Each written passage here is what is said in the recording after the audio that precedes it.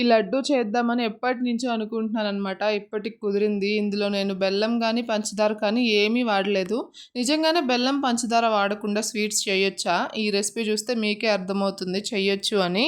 Stove మీద ఒక pan పెట్టుకొని అందులో ఒక 2-3 స్పూన్స్ వరకు ఘీ వేసుకున్న తర్వాత అందులోనే బాదం పప్పు, జీడిపప్పు, మకానా, ఫ్లాక్స్ సీడ్స్, అలాగే pumpkin seeds, sunflower seeds, water melon seeds కూడా వేసుకొని ఘీలో మంచిగా రోస్ట్ చేసుకోవాలి. ఇంకా అందులోనే నేను ఇక్కడ గోండు కటీరా కూడా తీసుకొని ఘీలో మంచిగా వేయించుకున్నాను. ఇవన్నీ చల్లారనివ్వాలన్నమాట. కాసేపు అలా పక్కన పెట్టేసుకొని ఆ పాన్‌లోనే కొంచెం లోపల సీడ్స్ తీసేసిన డేట్స్ కూడా వేసుకొని మెత్తగా స్మాష్ చేసేసుకోవాలి.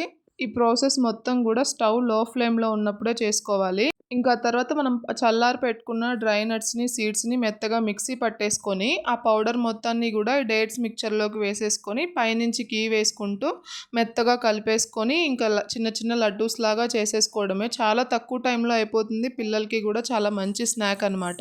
షుగర్ కానీ, బెల్లం కానీ వేయకపోయినా కూడా టేస్ట్ కూడా చాలా బావునింది. మీరు కూడా ఒకసారి ట్రై చేయండి. ఛానల్‌ని సబ్స్క్రైబ్ చేసుకోకపోతే ఇప్పుడే చేసుకోండి.